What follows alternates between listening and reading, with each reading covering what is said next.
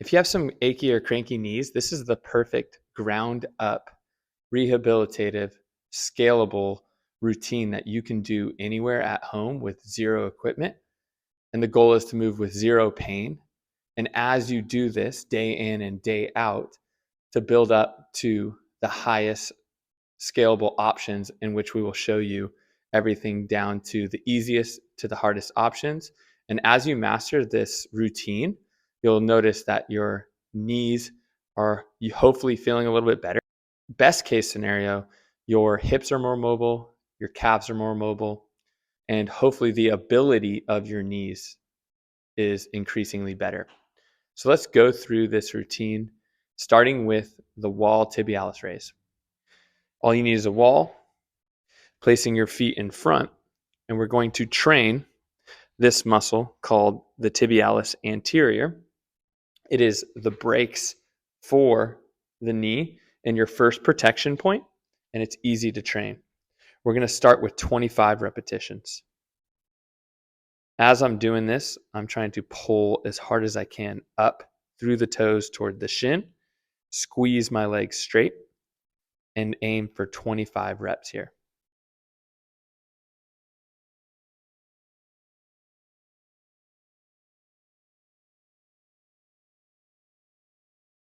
You'll start to feel the burn around 15, and you can just keep on going all the way through until 25, even if it's hard.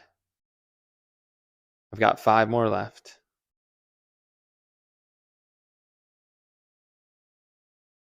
Good. So that burns, and we're training that muscle. A lot of people have not trained that muscle.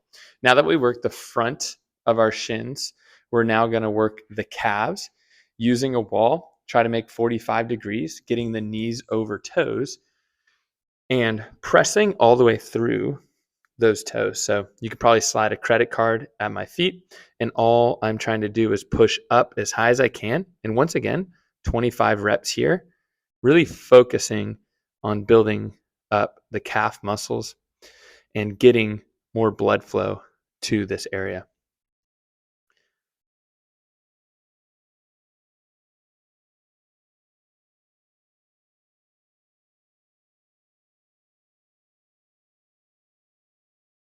So if you're following along, you'll also start to feel that endurance muscles working. I want you to try to feel the muscles working both sides, meaning as you're pressing up, feeling that calf squeeze, and then as you're lowering, still feeling those muscles work. Nice.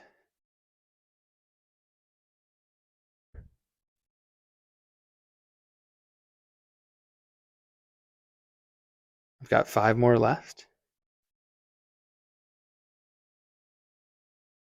Nice. And we're just going to go back to our wall tib raises. If you did have a tib bar, you can look that up. That could be an awesome alternate exercise for this. But we'll go right back into 25. I'm already feeling a lot of the muscles around my feet and my calves start to get a little bit of a pump.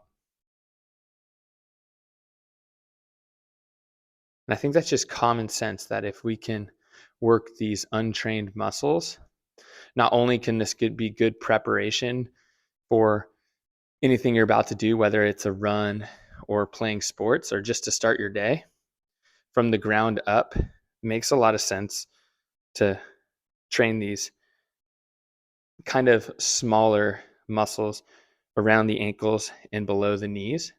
And then the stronger those get, I've got to actually move in a little bit to finish out the 25 reps. And what's cool about these too, as much as this burns as I'm doing it, they recover really quick, so I can do it again the next day. And that's about all I have. Make sure that you finish off your 25. I probably should have walked in a little bit more. This next one, just how we did the straight leg calf raise against the wall. The third exercise that we're going to do is bent knee. So you might just be able to start off with just a little bit of a bend, especially if your knees are cranky already in that position.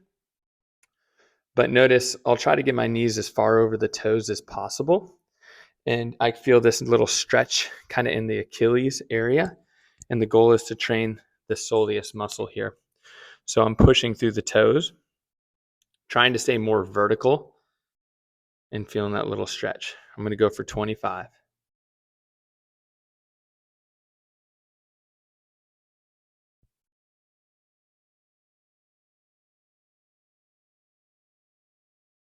So this is different than training that big calf muscle called the gastroc.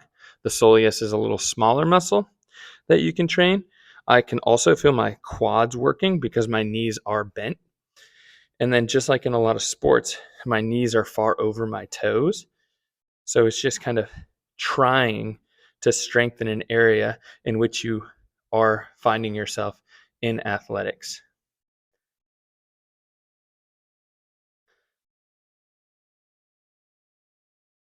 So once again, this is a really good routine to strengthen those muscles below the knee, especially if you are having little aches and pains and tendinopathies within the patella region, either above or below.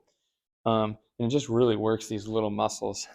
Not to mention, you'll still be able to, if you do it intently, really try to work up a sweat. So we've done those first 3 exercises. The next exercise that we're going to do is moving up a little bit further. It is named the Patrick Step. The first scalable option here is literally just using your hand against a wall, reaching slowly to touch your heel in front of your working leg, and then come back to full extension.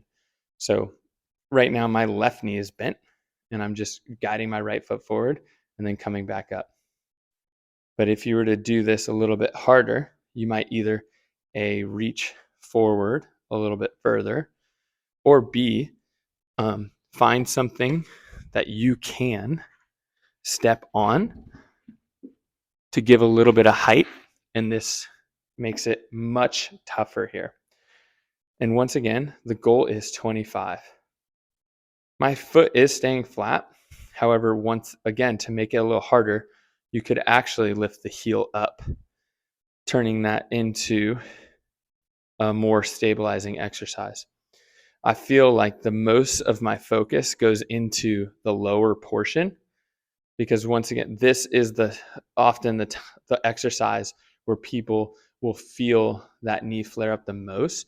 So it's really key that you're not working through pain. However, if there's a little bit of discomfort and or instability and you just feel weak here, there's a reason. This is not a very highly trained movement. So by working this one, I really feel it has helped my pains and little aches around the knees go away. And by doing 25 of these reps on each side, I'm trying to target these muscles closest to the knee in a slow and controlled fashion. And by doing them day in, day out, I've been able to load this movement, meaning hold dumbbells or a barbell on my back, elevate this movement higher, and even have a little slant on my foot. Nice. I wasn't counting, but we'll just say that you should try for 25 unbroken on one side or the other. If you do need to break it up, you can always just switch back and forth until you hit 25. One knee can always be different than the other. So once again, I think it's always good information to know. And then I try to start with the one that gives me a little bit more trouble so I can focus a little bit stronger. But if you were able to see here, this knee is tracking over the toe. A lot of people have pain going down the stairs. This is rehab for almost getting yourself to be pain-free down the stairs as you slowly control that movement. And then in sports, once again, we see that this happens all the time when accelerating, or even worse, decelerating when our knees feel that strain the most. So you can almost think about it as slowing down deceleration to strengthen everything in between. Because when it's dynamic and fast in sport, that's when the heavier forces can start to feel like they're damaging or you're overusing that area. So I'm really working hard to reverse that step up.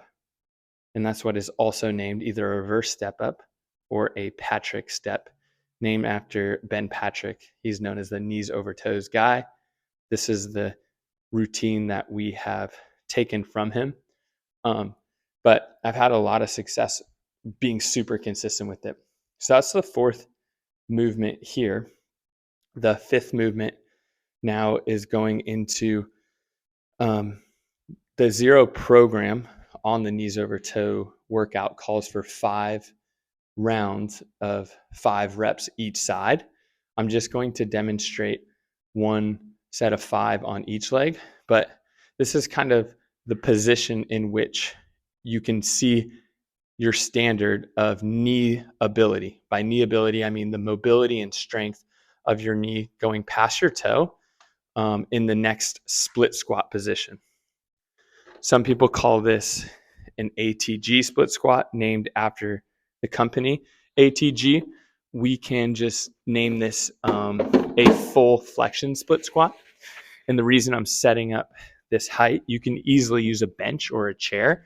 I'm just going to set it up to its highest point first and then show you down to what you want your standard or where you want to end up over time after completing this routine several times. So first off, you want to make sure you're pain free. And the 3 metrics in which you want to hit are the standard of hamstring covering the calf, back leg staying straight, and then vertical torso in that order.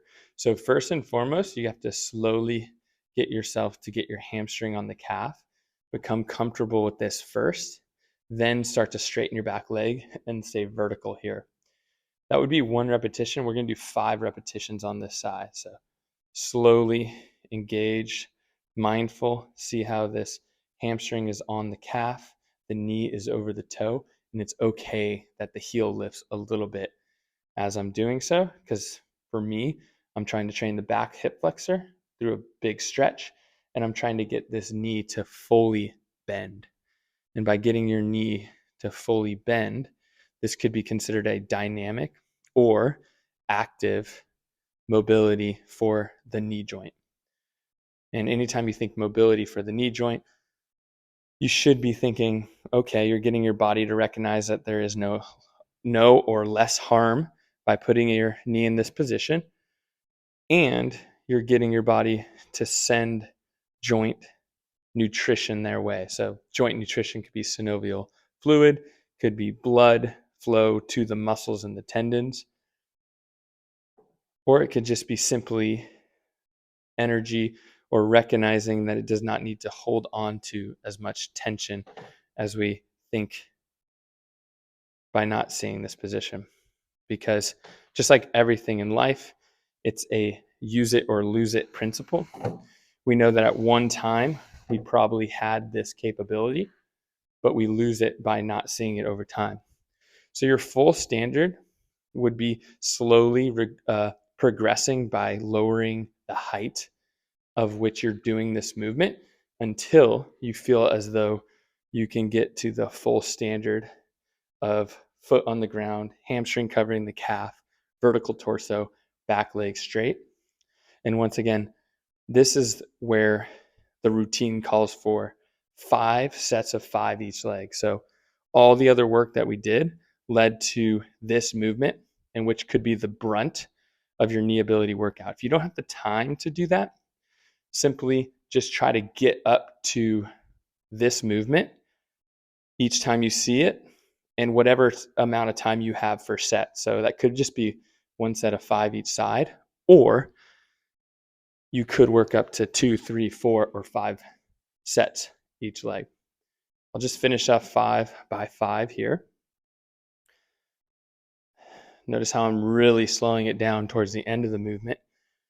This used to be painful for me. This used to be really, really hard. But after sticking with this same routine, day in, day out, over about 2 years, it's become super comfortable and I feel really good in that position, opening up my hip flexors and strengthening my quads. So next, the routine calls for 2 rounds of 3 exercises. Exercise number 1, they call the elephant walk. I like to call it the palms to ground progression. Then exercise number 2 would be an L sit progression. And exercise number 3, a couch stretch or a wall quad progression. So 2 rounds of 3 movements. I'll bring out these blocks again. You're going to want to start by lengthening the hamstrings in this way. So from here, I can just be in this position. My hands are here, so it's a palms to ground progression. I'm straightening one leg at a time. In the Knee Ability Zero program, they call this the elephant walk. We're just calling this the palms to ground progression, because as you notice, we can take blocks off. If you have access to these are great. You could also use plate stacks if you're in the gym. Plate stacks just being 45-pound plates. But anything you want to use just to give you something to shoot for. Your goal is to get this leg straight. You'll feel this hamstring stretch every time that you do it. Eventually, over time, you'll be able to hit the ground. So for this one, it calls for 30 reps, which we can consider 15 reps each side as exercise number 1 of this superset. I'll put it down below so you guys can see. And then next would be our L-sit progression. So I'll put the microphone down, see if I can even demo this. The goal would be 20 seconds here, each leg, as we work through the second exercise of this 3 exercise superset at the end of our knee ability workout.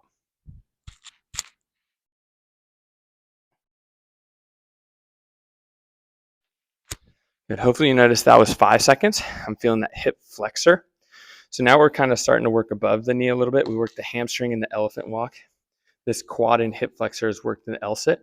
And the easiest progression that I've seen is just tightening the core here and spending about 20-second holds here. If you can only do 10, do 10, and then switch it up and do 10 here. You see the quad is working. I can feel this hip flexor working. No matter what, this is a really good warm-up exercise for that. That's exercise number 2.